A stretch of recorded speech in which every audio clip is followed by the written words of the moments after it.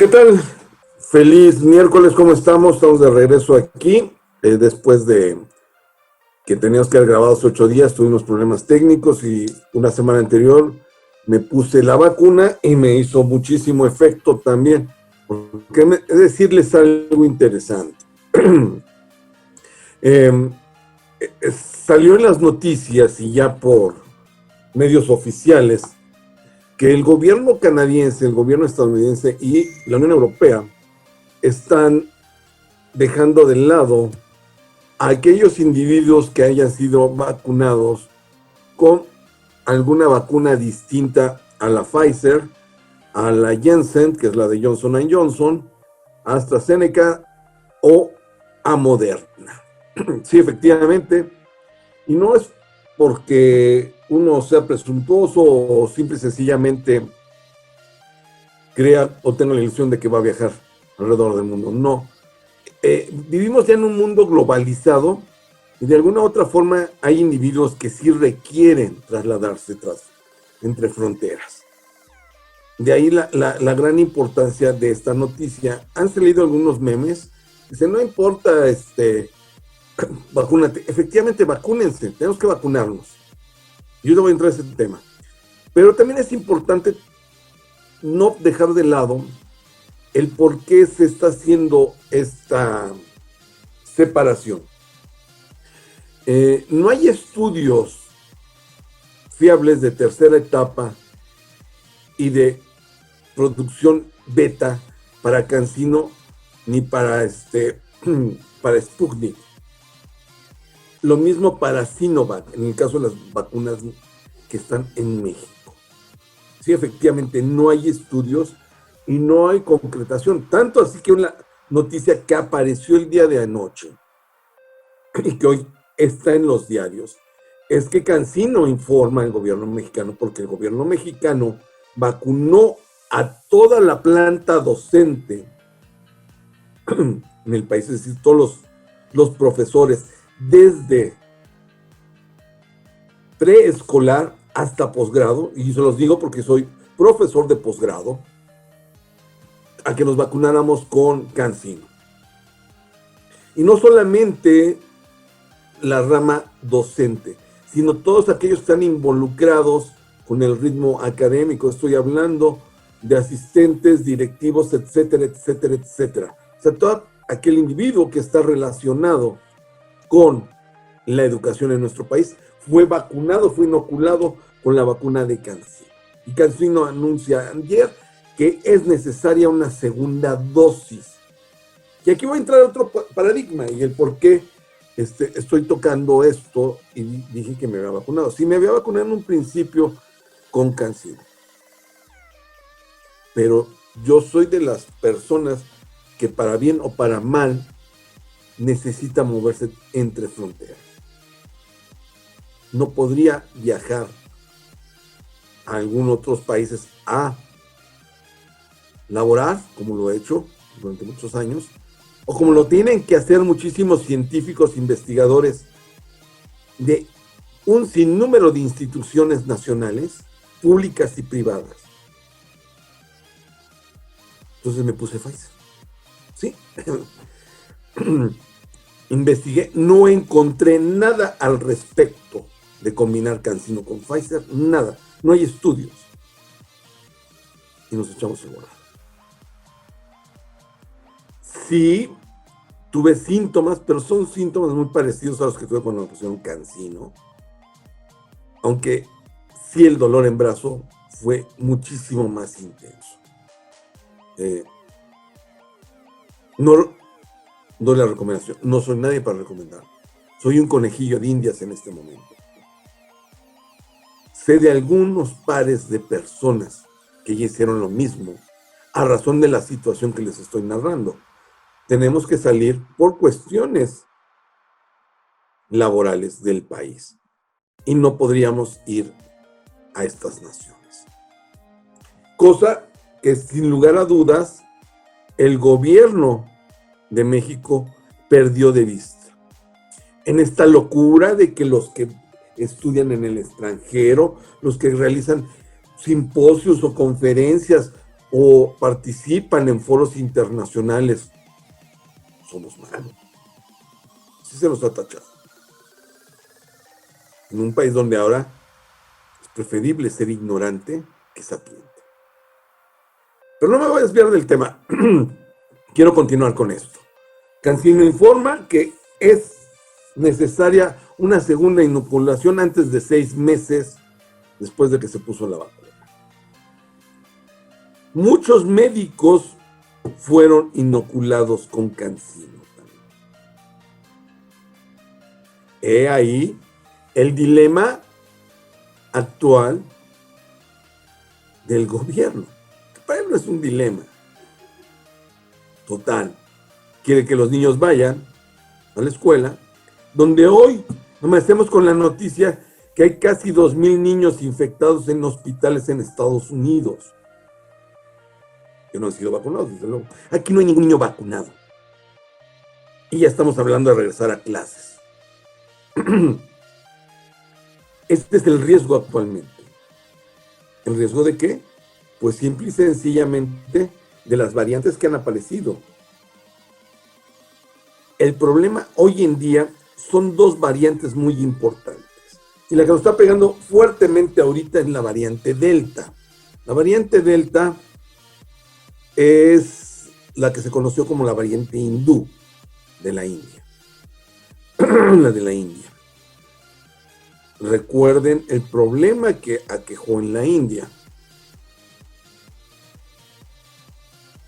La ventaja es que mucha gente ya en nuestro país ha sido inoculada con una u otra variante de la vacuna y eso ha ayudado. Pero recuerden esto, estar vacunado no significa que no nos vayamos a contagiar y que no podamos contagiar. ¿Sí? Ya que ninguna vacuna ofrece un 100% de eficacia contra la variante Delta. Ninguna. Es una variante súper infecciosa. ¿Sí? Y ataca directamente al sistema inmunológico de volada. ¿Sí? Eso fue el golpe letal a la India por parte de la variante Delta. La ventaja es que los que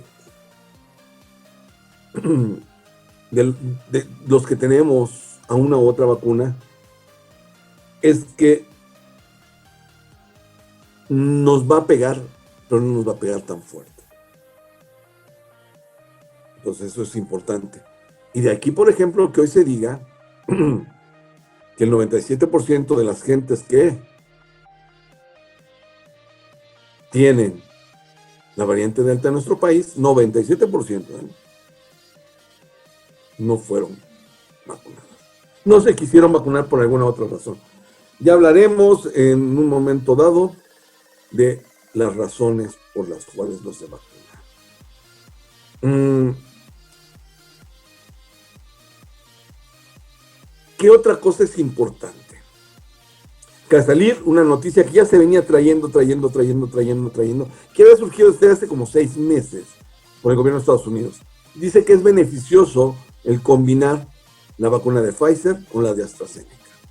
Aumenta, potencializa supuestamente la inoculación y la resistencia al virus. El problema es la certificación, cómo lo estamos sacando. Es un problema que debemos ver aquí en México, cómo están generando el certificado de vacunación.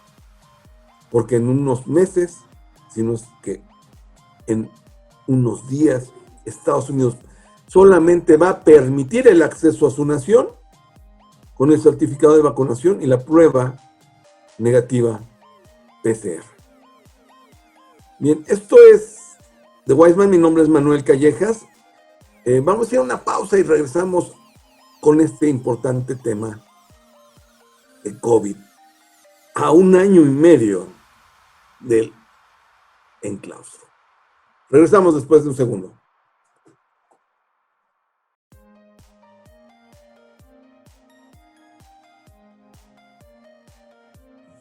Ok, ¿Qué tal? Esto es de Wiseman, mi nombre es Manuel Callejas, estamos regresando de la pausa. Y antes de irnos con la colaboración de César Benedicto y de Marianita, quiero continuar con el tema de las vacunas. Hay un texto que me compartió nuestro amigo Jaime Jamaica, y quiero ser cauteloso y lo voy a leer, dice el texto: 7 preguntas sobre cómo los vacunados deben ajustar sus vidas por el brote de Delta. Los especialistas responden lo siguiente.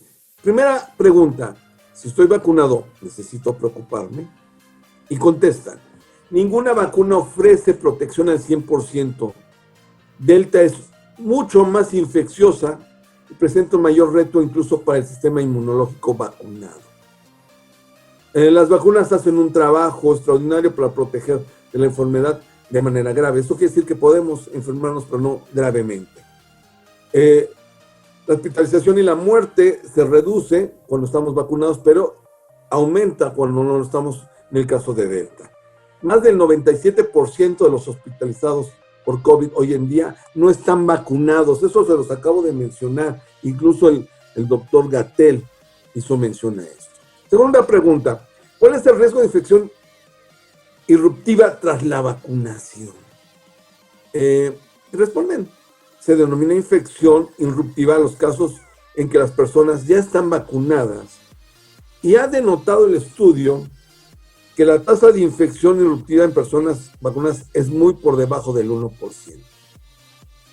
Tengo mis dudas, conozco varias personas ya vacunadas que en esta tercera ola han sido contagiadas.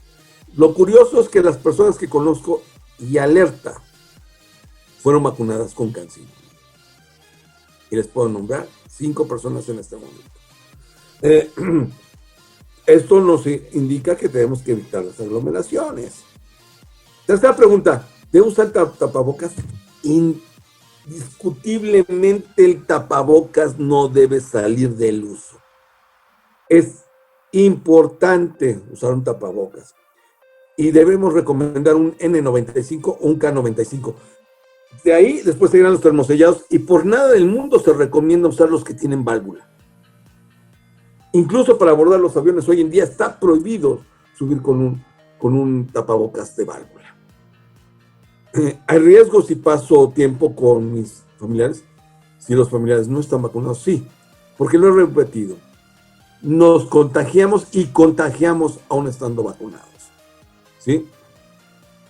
Tenemos que tener cuidado con eso. Mucho cuidado con eso. Podemos salir a espectáculos, a cenar, a un bar. Efectivamente se puede, siempre y cuando los locales tengan las medidas necesarias. ¿Sí? Se pide no llevar a los niños. Se pide no llevar a los niños. Dejen de hacerle caso, como le hicieron hace un año al señor presidente, donde la crisis estaba vuelta loca y el señor decía: salgan a comer, abrácense, besen. No saquen a los niños. ¿Sí? Y por último, ¿es seguro viajar? Sí, con las medidas. Y aquí un punto importante: si has viajado en avión en los últimos días, hazte una prueba. Y a los 3 o 4 días, vuélvetela a hacer para corroborar que no fuiste contagiado. Tenemos que tener cuidado. Nos vamos rapidísimo con César Benedicto y su colaboración de Cisterna del Sol para The Wiseman. ¿Qué tal? Yo soy César Benedicto Callejas y esta es la recomendación literaria de la semana desde Cisterna del Sol para The Wiseman. Hablaremos de un libro que trata sobre el fenómeno de la maternidad y de la guerra.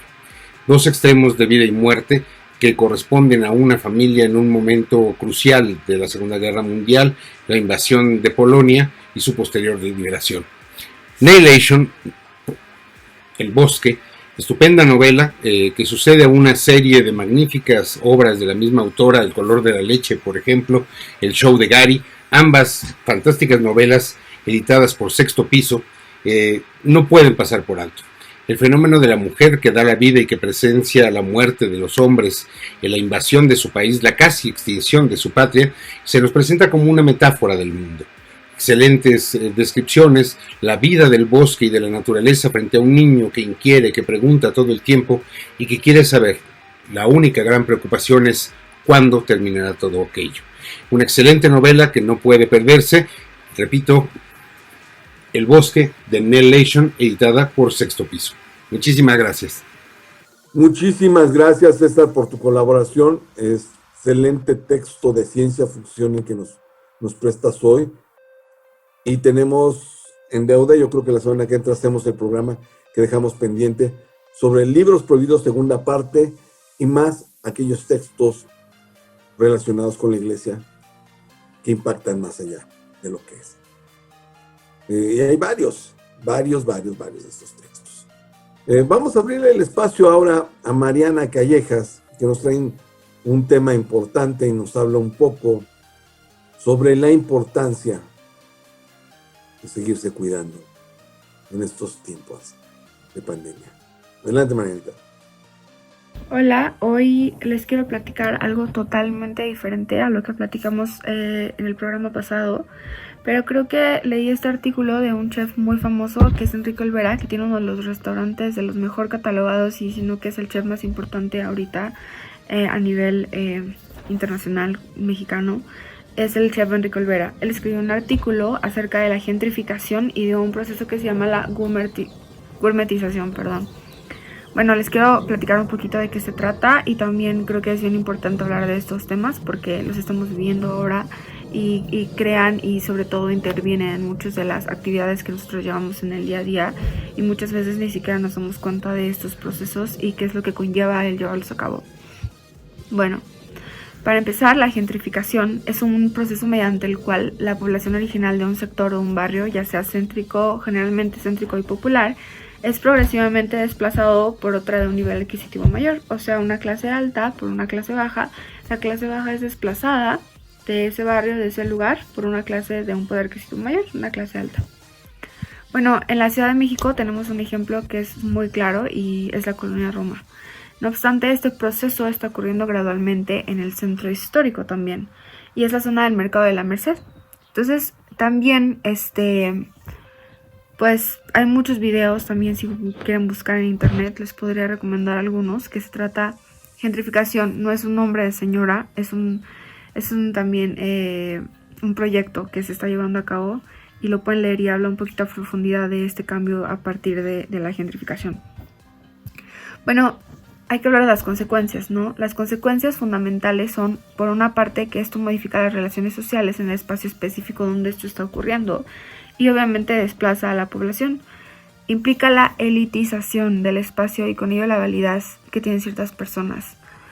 No estamos hablando de corporalidades, es decir, su racialización, más bien eso, la racialización, la clase social, si la gente es bien o no para ese lugar.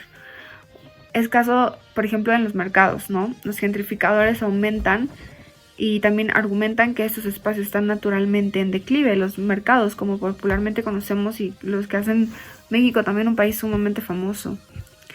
Esto es el resultado también de los hábitos de los consumidores, o sea, nosotros, que prefieren la comodidad de los centros comerciales o de pedir esos productos por internet. Lo que no se dice es que sí, muchos mercados se encuentran en condiciones que no son adecuadas, que son precarias, y eso no es natural, sino porque son el resultado de esas decisiones neoliberales, políticas y económicas de ese espacio en público en específico, como la desinversión en servicios y espacios municipales, que no haya luz, que no haya agua. Además, casualmente, también ocurren incendios que hacen que la población tenga que despejar o salir de ese espacio, de esos mercados, y se aprovecha para desplazar a los vendedores y pues proponerles, ¿no?, la demolición del mercado completo y la reconstrucción de este. Aquí entra todo este renacimiento de los mercados como un espacio destinado para turistas que son atraídos por productos gourmet. En este caso, hablamos, como dice Enrique Olvera, de la gourmetización. Es la elevación de estos ciertos productos gastronómicos, generalmente ordinarios, a un nivel premium, de calidad alta y de un precio mucho más alto de lo que realmente es. Ya se imaginarán, ¿no?, por dónde va todo esto. La gourmetización tiene que ver con la estetización de la comida, es decir, que conviertes algo muy sencillo, pero tiene que verse muy bonito, se convierte en un deseo inalcanzable, exclusivo, y hay una etiqueta y un nombre muy famoso que ahorita se le está poniendo a todo esto que se llama el food porn. Si tú leas o simplemente buscas en YouTube todas estas palabras food porn, te aparece un desglose de videos de gente de comida de restaurantes en los que esos productos sencillos y todo se elevan a esto, ¿no? O sea, tan simple como unos tacos te elevan todo esto, ¿no? Entonces la gente paga precios altísimos por un producto que se está elevando, que se ve bonito, que se ve exótico. Los medios de comunicación y obviamente las redes sociales han acelerado este proceso, y hay una serie bien famosa que se llama Gente Feed, que es de Netflix, que la recomiendo muchísimo, y habla acerca de esto, de cómo se han empezado a gentrificar los pequeños negocios. La gourmetización implica sacar un producto de su contexto original y elevarlo a su consumo a una experiencia totalmente exótica y de lujo. Por ejemplo, hay un estudio en Estados Unidos que habla acerca de todas estas referencias, de qué tanto una persona paga por una empanada, ya sea, por ejemplo, el costeo sería de alrededor de $1 o $2 en un lugar tradicional, ¿no? En Estados Unidos, un lugar convencional, pero si es un lugar nuevo latino, o sea, gentrificado, donde se presenta el platillo como totalmente exótico, decorado, viéndose muy bonito, la gente puede llegar hasta pagar $15 o $20 por esa empanada. Entonces, es importante también saber y reconocer y entender que la gourmetización tiene connotaciones sumamente coloniales y racistas, ya que este proceso de exotización es otra forma más de un canibalismo cultural. Tanto la gourmetización como la gentrificación transforman los paisajes comerciales y gastronómicos y crean nuevas fronteras y también mucha segregación, como estábamos hablando de la gente en la colonia Roma y también de la Merced. No solo son los turistas los que crean y caen en estas dinámicas, también son los locales. Es como cuando vas en busca de una aventura urbana y gastronómica y una supuesta autenticidad capitalizada, comercializada. Por ejemplo, hablando de lo de street food y de los food trucks. Esto también contribuye muchísimo al encarecimiento de las bienes raíces en estos espacios coloniales y todo. Y crea también una connotación racista y clasista entre el street food. ¿Por qué? Porque se habla mucho, ¿no? De que estos street food, de los food trucks, son vistos como limpios, como más bonitos, como más gente bien. Voy a comer los tacos, pero los tacos que son en el food truck. Entonces ves esta gente que vende, no sé, productos, unos tacos de canasta, unos tamales, y se ve como algo sucio, como algo que no se usan productos limpios, feo. Y esto es parte de la gourmetización, este proceso de gentrificación. Ha sido que nosotros veamos a estos vendedores como esa experiencia, ¿no? Con estándares de higiene, como ya he dicho, que no pagan impuestos, que no están regulados. Bajo esta lógica, el mercado pasa a ser de un espacio público en el que se compran productos básicos a buen precio a ser destinos de ocio. Entonces se encargan todos estos espacios de crear experiencias auténticas dirigidas obviamente a personas con un mayor nivel adquisitivo, y un ejemplo de esto es el mercado del Carmen en Coyoacán, que incluso se autodenomina como un espacio gourmet de barrio. Entonces, esos espacios se van remodelando con zonas especiales que son dedicadas únicamente a la comida gourmet, y pues obviamente poco a poco el número de puestos tradicionales se va reduciendo porque ya nadie compra. Entonces se incluyen espacios en la parte trasera dedicados a restaurantes que no son puestos, y se da un lado del mercado donde obviamente si tú comparas las imágenes de estos mercados como los tradicionales que se encontraban, como los que ahora tenemos, bueno, se estilizan, la comida se ve diferente, la gente es diferente. Entonces esto surge a raíz del desplazamiento de los puestos, ¿no? Para poner unos lugares más caros. Y bueno, se habla, ¿no?, de la posibilidad de que más y más espacios sean un resultado de todo esto. Todo tiene que ver también con la reestructuración de la industria alimentaria, que ha sido surgida desde mucho tiempo, y este cierre de pequeños negocios. Yo los invito también a leer el artículo. Es un artículo sumamente interesante. Él es Enrique Olvera, una persona con mucho conocimiento obviamente en este tema, y aborda a profundidad todo. Y también quiero cerrar con esto, ¿no? Con lo que pasó hace tiempo en Oaxaca. Entonces es un artículo que también leí que habla acerca de esta cadena. Bueno, quisieron poner un puesto de McDonald's en el centro de Oaxaca. Y aquí se recuerda a Francisco Toledo, que gracias a su apoyo es que no abrió finalmente este local, McDonald's. Entonces, se imaginan que simbólicamente qué hubiera representado el tener un McDonald's en pleno centro de Oaxaca, ¿no? Piénsenlo. Entonces Toledo organizó una tamaliza en resistencia diciendo esto sí es de veras y tiene ingredientes naturales. Entonces los invito a reflexionar un poco en el tema, a cuestionar todo esto y todo lo que ha sido un resultado de esta gentrificación, y no solo desde el ego y desde el proceso de disfrutar los platillos, sino también entender las consecuencias que ha traído para las poblaciones más vulnerables y de dónde vienen nuestros alimentos y lo que conlleva asistir a estos lugares. Gracias. Muchísimas gracias, Mariana. Gracias por tu cápsula como cada 8 días. Déjenme decirles que estamos tratando de armar un nuevo esquema de presentación del programa. Ya lo estamos viendo. Estos días tengo una reunión con la producción, darle un giro como de cápsulas que puedan en un momento hacer el programa más modular y poder salir en pequeños sketches en las redes sociales. O sea, que no necesariamente tengas que ver todo el programa en un momento dado, a menos de que tú lo quieras, y irnos simple y sencillamente a temas muy, muy, muy particulares. Esto es de Wiseman, mi nombre es Manuel Callejas. Nos vamos a ir a una pausa y regresando vamos a hablar de cuál es la canción más alegre según datos científicos. De Wiseman, Manuel Callejas, regresamos después de esta pausa.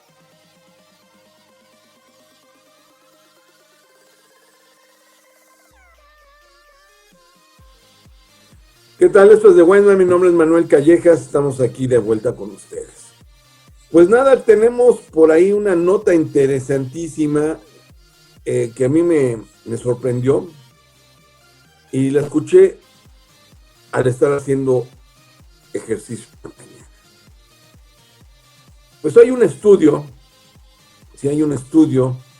en el cual se demuestra de manera científica, esto es lo que más me sorprende, que la canción más alegre por el ritmo de beat que lleva es Mr. Blue Sky de Electric Light Orchestra. Esta canción creada por Jeff Lynne en los 70s, y sí, efectivamente es una canción alegrona, me gusta el beat es muy bueno. Se lanzó en un álbum que fue publicado en 1977, se llama Of the Blue, y esta canción pues sí, realmente impacta. Los invito a que la escuchen, o sea, en verdad sí, la canción Mr. Blue Sky te levanta impresionantemente, yo lo probé. Esta canción llegó para el número 6 en el Billboard del Reino Unido, de los Estados Unidos, y solamente se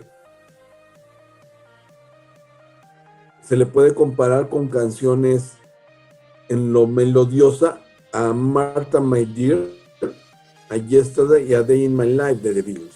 ¿Sí? Pero no solamente se habla de que Mr. Blue Sky es la canción más feliz del planeta. Nos hablan también que si nos ponemos a escuchar Don't Stop Me Now de Queen, ese rolón, a mí me encanta, Don't Stop Me Now, uno se dispara hacia arriba completamente. ¿Sí? Don't Stop Me Now es una rola que tiene 150 bits por minuto, 156 bits por minuto. Y si lo comparamos con canciones actuales, las canciones actuales tienen 118 bits por minuto. ¿Sí? Entonces, vemos que esta cuestión de los bits es importante, y yo te lo voy a mencionar, porque es lo que dio margen a que empezaran a surgir ¿cómo se llama? los rapes en nuestro país y en el mundo. Otras dos rolas importantes con este número de beats y de elevar el autoestima son Staying Alive de The Bee Gees y The Dancing Queen de ABBA. Estas cuatro canciones, perdón, me falta una, te voy a decir cuál es la otra, son las que, después de datos científicos en base a los latidos del corazón y el impacto de los beats por minuto en el cerebro, hacen que uno se superactive. La otra canción es Disco Inferno de The Tramps. Pero dejen comentarles algo importantísimo al respecto. Esta cuestión de los beats por minuto no es algo nuevo. Principios de los años 70, muchos músicos empezaron a tratar de combinar métodos científicos impuestos por el uso de sustancias alucinógenas como el LSD y algunos ácidos, y el uso de beats por minuto en las canciones. El ejemplo más claro del uso de LSD y una rola con un gran número de beats por minuto es I Feel the Love de Donna Summer. Si ustedes ponen I Feel the Love de Donna Summer hoy a cualquier chavo que le va a un rave, va a decir que rolón. Es una canción que sube. Y fue desarrollada a mediados de los años 70, la primera mitad de los años 70, en Alemania. En Alemania es donde realmente surge Donna Summer. Donna Summer empieza a cantar en Alemania. Y como sabemos, la música electrónica, su casa está en Alemania. ¿Sí? Los bares de Hamburgo, a mediados de los años 70, se fueron infectados por el tipo de música electrónica que venía, fíjense, esto es bien importante, bien curioso, venía del otro lado de la cortina de hierro. O sea, grandes rolas se hacían del lado comunista de Europa y llegaban a través de acetatos piratas o cassettes piratas al otro lado de la cortina y se escuchaban, y viceversa. Los raves por eso surgen de manera clandestina. Son reuniones que empiezan a haber en Europa Oriental para escuchar rolas electrónicas en el otro lado de la cortina donde estaban prohibidas. Luego se transmite este ímpetu hacia Berlín primeramente, Múnich, saltan de ahí hacia Inglaterra y hacia Ibiza principalmente, y eso. En España va a ser un caldo de cultivo interesante porque España no permitía las estaciones radiofónicas transmitir este tipo de música. De ahí que surgieran eventos especiales como Radio Pirata. Radio Pirata fue una estación de radio que transmitía desde el Mediterráneo en un barco. O sea, Radio Pirata transmitía toda Europa, la parte del margen del Mediterráneo, de este tipo de música. Y Radio Pirata va a evolucionar con el tiempo a cosas como el Boda Lounge.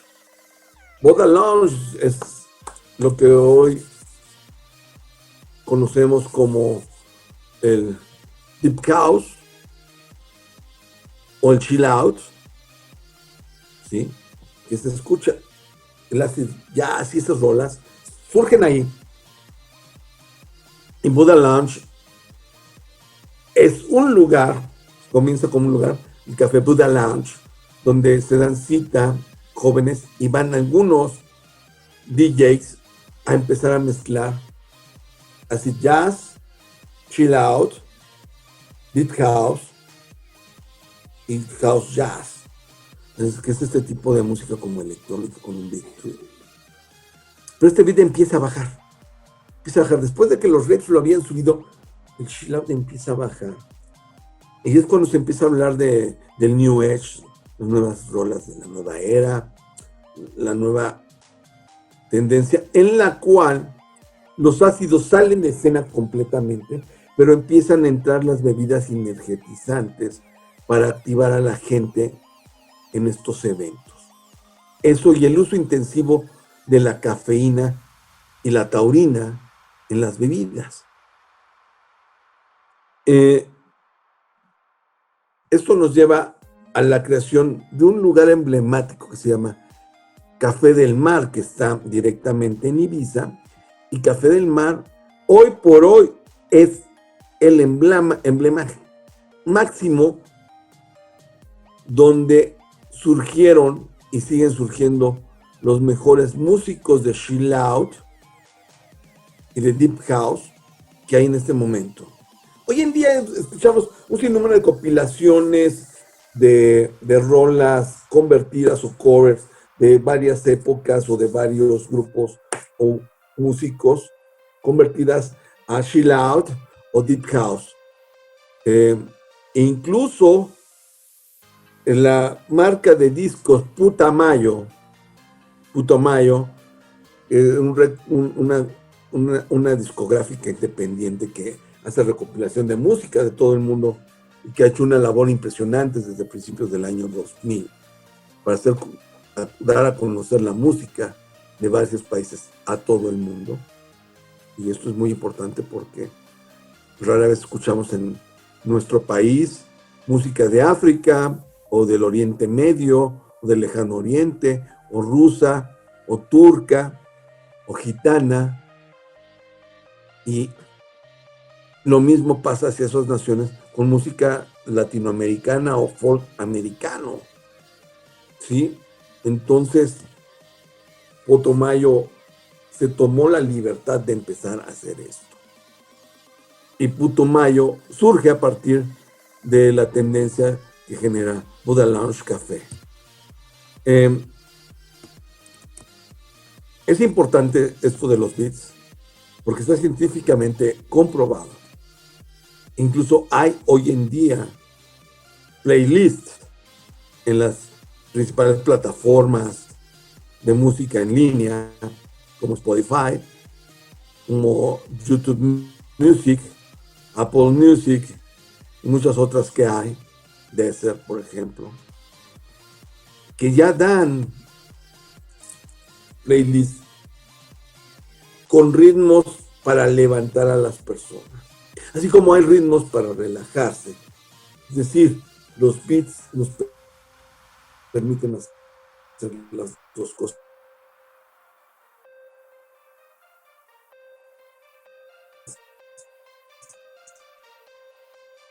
Armónicos, pero armoniosos, abusados con esto.